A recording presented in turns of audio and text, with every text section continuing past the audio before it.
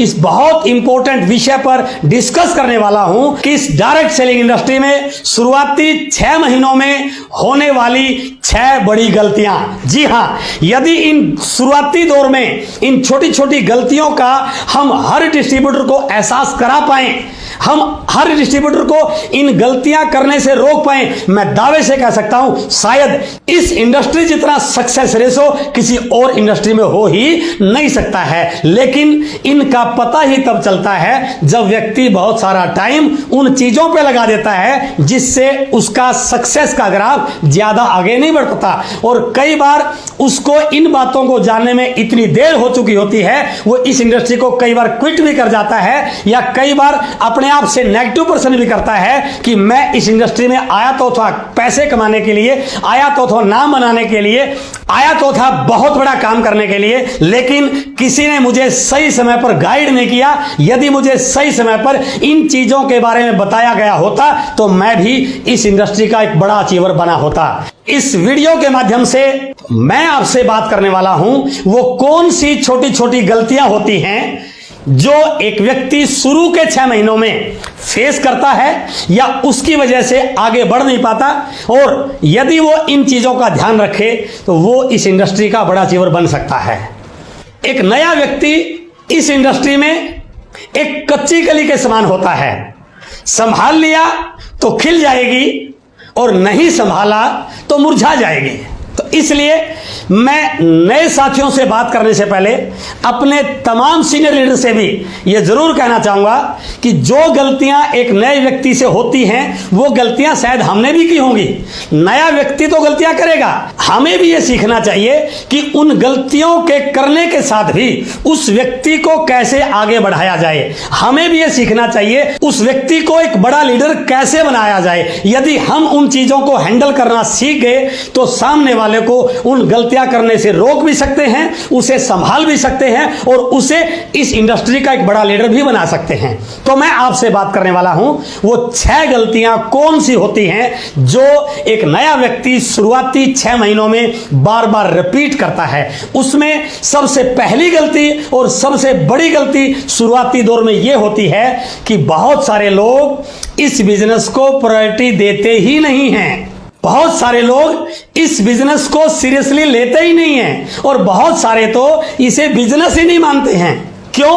क्योंकि जब वो ज्वाइन करते हैं इस बिजनेस में कोई बड़ी इन्वेस्टमेंट नहीं लगती, इस बिजनेस में कोई लाखों रुपए नहीं लगाने पड़ते, कोई ऑफिस नहीं खोलना पड़ता, और सबसे बड़ी चीज बताने वाला भी कई बार अपना परिचित होता है, हम उसको सीरियसली लेते नहीं, या कई बार ऐसा भी हो जाता है हमारी क्वालिफिकेशन ज्यादा होती है और बताने वाला या ज्वाइन करवाने वाला शायद हमारे से कम क्वालिफाइड होता है, हम उसकी बात को ज्यादा तवज्जो देते नहीं है। या कई बार यह भी होता है हमारा ओहदा, हमारा पद, हमारी पोस्ट बड़ी होती है या हम कुछ ज्यादा कमा रहे होते हैं और सामने वाला हमारे से कम कमा रहा होता है, तो शायद हम उसकी बात को ज्यादा सीरियसली लेते नहीं हैं। तो इसलिए मैं सभी साथियों से बताना चाहूंगा ये एक बहुत बड़ी इंडस्ट्री है और एक बहुत बड़ा बिजनेस है। यदि मैं बहुत बड़ी बात नहीं बोल रहा, डायरेक्ट सेलिंग 21वीं सदी का सबसे बड़ा व्यवसाय बनने जा रहा है। तो मैं आप लोगों से जरूर ये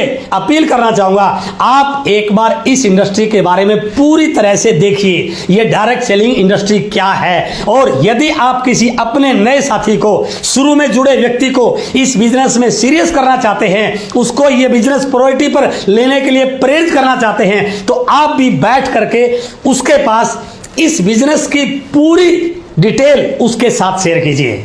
डायरेक्ट सेलिंग क्या है ये उसको बताइए, ट्रेडिशनल मार्केटिंग का इंडिया में कितना बड़ा टर्नओवर है ये उसके साथ शेयर कीजिए। और यदि ये ट्रेडिशनल मार्केटिंग का टर्नओवर डायरेक्ट सेलिंग में कन्वर्ट हो गया तो ये इंडस्ट्री हजारों करोड़ की हो सकती है, ये डाटा उसको दिखाइए। फिक्की और केपीएमजी की रिपोर्ट दिखाइए। और भी यदि आप उसको ज्यादा मोटिवेट करना चाहते हैं, ज्यादा एक्टिव करना चाहते हैं, तो WFDSA का डाटा दिखाइए कि वर्ल्ड में ऐसे कितने कंट्रीज हैं जहां इस इंडस्ट्री का लाखों करोड़ों का टर्नओवर हो रहा है। जब वहां पर लाखों करोड़ों का हो सकता है तो आने वाले समय में हिंदुस्तान में भी इस इंडस्ट्री का लाखों करोड़ों का टर्नओवर हो सकता है। यदि आपने उसको इन सारी चीजों से अवगत कराया तो मैं दावे से कह सकता हूं वो इस बिजनेस को सीरियसली भी लेगा, इसको प्रायोरिटी भी देगा और इसके प्रति काम करने के लिए कुछ समय भी निकालेगा। तो इसलिए पहली जो गलती होती है कि वो इसको सीरियस ना लेना, हमें इसको ठीक करने के लिए उसके साथ इन सारे डाटा पर काम करना चाहिए। दूसरी गलती एक नए व्यक्ति से क्या होती है, वो सीखने से बचता है। जब उसको इस बिजनेस के सीखने के बारे में बताया जाता है तो अक्सर कई लोग ये बोलते हैं इसमें सीखने जैसी क्या बात है, कुछ लोगों को ही तो जोड़ना है, जोड़ने में मैं बहुत एक्सपर्ट हूं, मैं बहुत लोगों को जानता हूं। मैं बिल्कुल मानता हूं आप बहुत लोगों को जोड़ सकते हैं। मान लीजिए आपने कुछ लोगों को इस बिजनेस के बारे में बात की और हो सकता है आपका प्रभाव ऐसा हो वो आपके साथ जुड़ भी जाएं, लेकिन कई बार ऐसा भी हो जाता है जब व्यक्ति 4, 5, 6, 7 लोगों से बात करता है और वो व्यक्ति मना कर देता है तो सामने वाले का पता भी नहीं चलता वो कब इस इंडस्ट्री से गायब हो जाता है। गलती कहां से हुई, उसने सीखा ही नहीं कि मैंने लोगों से बात कैसे करनी है। दूसरी चीज, दुनिया में ऐसा कौन सा काम है भाई साहब जो बिना सीखे चल सकता है। अरे यदि आप एक साइकिल को ठीक करने का काम भी करना चाहते हैं उसको भी सीखना पड़ता है। यदि आप कपड़े सिलाई का काम करना चाहते हैं उसको भी सीखना पड़ता है। यदि आप कोई मैकेनिक बनना चाहते हैं उसको भी सीखना पड़ता है। यदि आप कोई और व्यवसाय शुरू करना चाहते हैं उसको भी सीखना पड़ता है। दुनिया में ऐसा कोई काम नहीं जो बिना सीखे हो सकता हो। तो ये हजारों करोड़ का टर्नओवर जो आपके साथ होना है, आपकी डाउन में होना है, उसको बिना सीखे आप कैसे सिखा सकते हैं। इसलिए इसको सीखिए, इस बिजनेस की टर्म्स को सीखिए, इस बिजनेस में क्या क्या चीजें आपको चाहिए उनको सीखिए, लिस्ट कैसे बनानी है इसके बारे में सीखिए, लिस्ट बनाने के बाद सामने वाले से कैसे मिलना है, अपॉइंटमेंट कैसे लेनी है इसके बारे में सीखिए। यदि आपका अपलाइन आपको सीखने के लिए बोलता है तो आप उसके पास बैठ के हर विषय के बारे में जानकारी लीजिए। और कई बार गलती यह भी हो जाती है हम लोगों को प्रोडक्ट की ट्रेनिंग देने लग जाते हैं और खुद प्रोडक्ट को यूज भी नहीं करते हैं। ऐसी गलती कभी नहीं करनी है। पहले प्रोडक्ट को खुद यूज कीजिए, उस प्रोडक्ट के बारे में जानकारी लीजिए, उसके क्वालिटी और रेट को समझिए, मार्केट के रेट और क्वालिटी से कंपेयर कीजिए और फिर आप जब लोगों को बताओगे तो आपकी बात में कॉन्फिडेंस होगा, आपका आत्मविश्वास होगा और लोग आपकी बात पर यकीन भी करेंगे और आपके साथ ज्वाइन भी करेंगे। और तीसरी गलती जो बहुत सारे लोगों से हो जाती है वो है इस बिजनेस में अपना दिमाग लगाना, अपने तरीके से इस बिजनेस को करना, अपने आप को ही इस बिजनेस का एक्सपर्ट मानना। हो सकता है आप किसी दूसरे व्यवसाय में एक्सपर्ट हो, मैं बिल्कुल मानता हूं, लेकिन मेरे दोस्त आप उस व्यवसाय के एक्सपर्ट हैं, इस व्यवसाय के एक्सपर्ट नहीं हैं, इस बात को समझिए। फॉर एग्जाम्पल, आपके घर में कोई इलेक्ट्रिक इक्विपमेंट खराब हो जाता है, आपका एसी, आपका फ्रिज, आपकी वॉशिंग मशीन खराब हो जाती है, क्या करते हैं आप खुद ठीक कर लेते हैं क्या? नो, आप उस फील्ड के एक्सपर्ट को बुलाते हैं। आपकी गाड़ी खराब हो जाती है, आप खुद ठीक कर लेते हैं? नो, आप उस मैकेनिक के पास जाते हैं जो उस फील्ड का एक्सपर्ट है। आपने अपनी इनकम टैक्स की रिटर्न फाइल करनी है, आप खुद फाइल कर लेते हैं? नो, आप किसी सीए के पास जाते हैं। आपको कोई तकलीफ हो जाती है, बीमार हो जाते हैं, क्या खुद ही इलाज कर लेते हैं? नो, आप डॉक्टर के पास जाते हैं।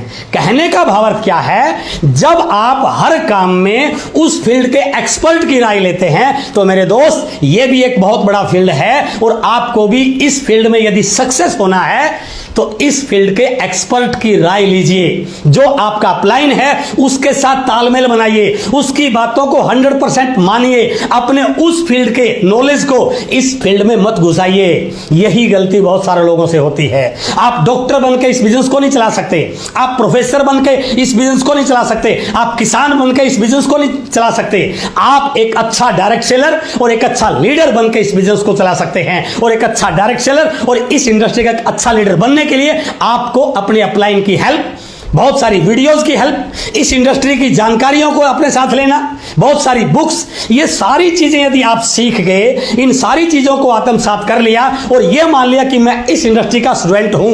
यदि आप शुरू के 6 महीने स्टूडेंट बनकर इस इंडस्ट्री में काम करते हो, मैं दावे से कहता हूं एक दिन आप इस इंडस्ट्री के लीडर बन जाते हैं। क्यों? क्योंकि ये बोला भी गया है जो शुरू होता है वो एक दिन जमाने का गुरु भी हो जाता है। तो इसलिए अपने उस ज्ञान को कुछ समय के लिए यहां पर मत लगाइए। अपने दिमाग को थोड़े समय के लिए अपने उसी फील्ड में लगाते रहिए और यहां पर जो आपका एक्सपर्ट है वो आपकी हेल्प कर सकता है। क्यों? क्योंकि यदि मैं अपना एग्जांपल दूं, मैंने यहां तक आने में, इस लेवल तक आने में कम से कम 10,000 गलतियां की होंगी।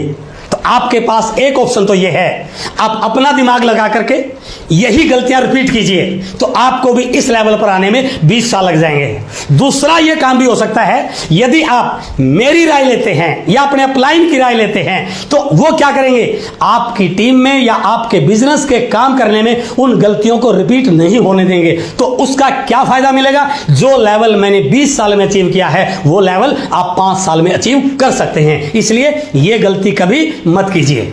और चौथी और बहुत सारे लोगों के द्वारा होने वाली गलती कि हम बहुत जल्दी हिसाब किताब लगाने लग जाते हैं।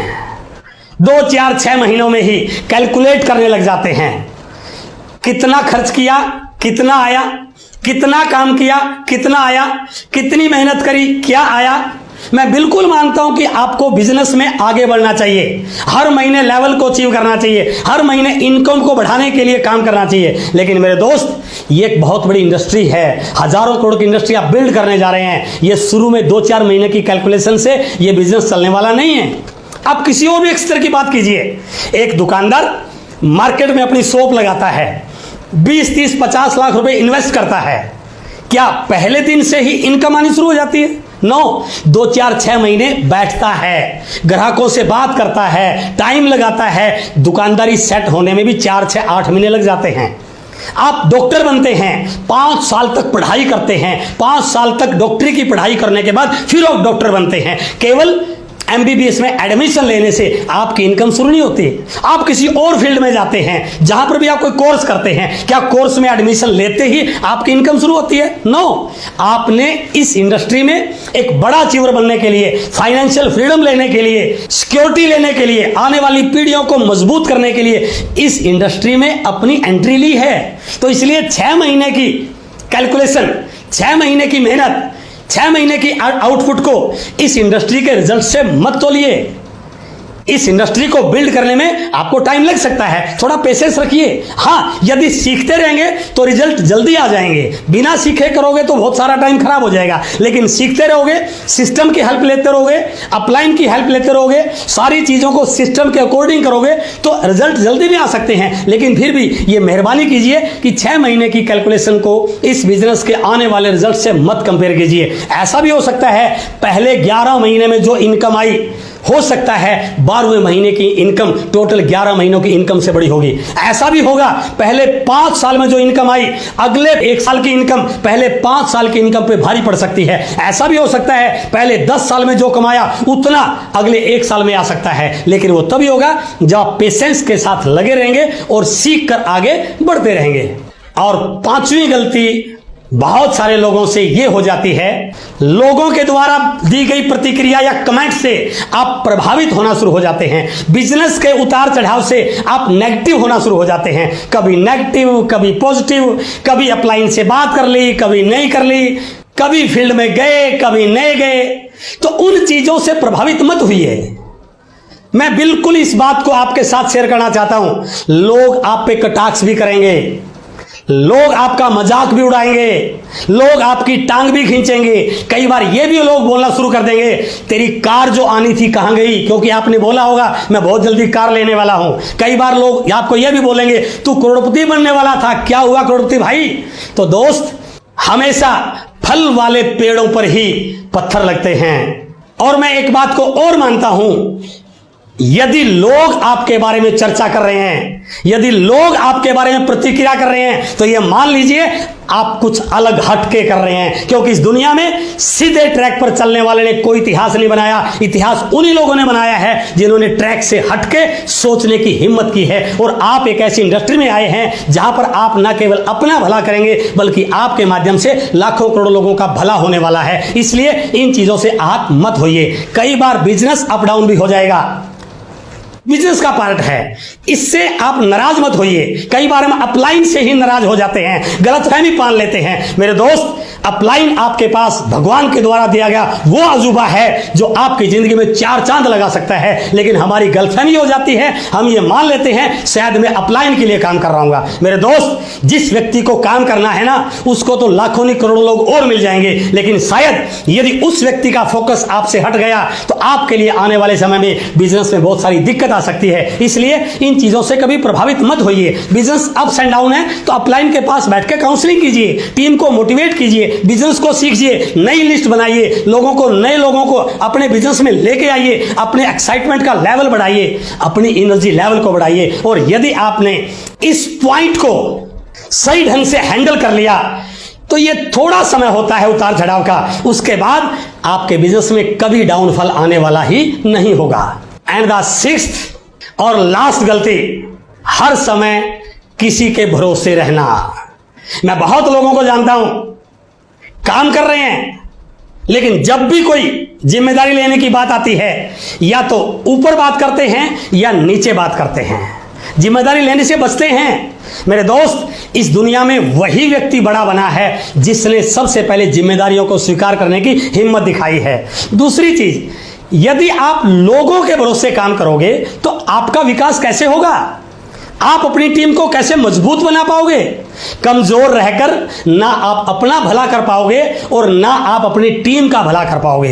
हो सकता है कोई काम आपको ना करना आता हो, डरिए नहीं, गलत होगा होने दीजिए, 4 बार गलत होगा होने दीजिए, लेकिन बार बार करोगे तो आप परफेक्ट हो जाओगे। जब तक डरते रहोगे तब तो वो काम मुश्किल लगेगा। जिस दिन उस काम को करना शुरू कर दिया, वो काम ना केवल आपके लिए आसान हो जाएगा बल्कि आप उस काम के एक्सपर्ट भी बन जाएंगे। इसलिए इस बिजनेस में आगे बढ़ने के लिए यह सबसे इंपॉर्टेंट पॉइंट है कि सारे कामों को खुद करने की आदत डालिए, क्योंकि यदि आप सीख गए तो आप लोगों को सिखा सकते हैं, और यदि आप ही नहीं सीखे तो आप लोगों को सिखा भी नहीं पाएंगे। और मैंने 20 साल में ऐसे बहुत सारे लोगों को देखा है, जब भी बिजनेस में अप्स एंड डाउन आया उनका बिजनेस उनके हाथ से निकल गया। क्यों?